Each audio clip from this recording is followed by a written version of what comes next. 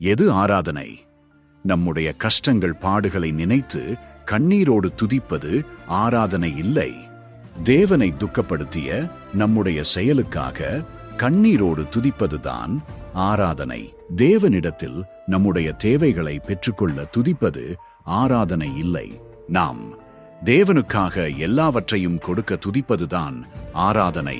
நம்முடைய விருப்பங்களை தேவன் நிறைவேற்ற துதிப்பது ஆராதனை இல்லை.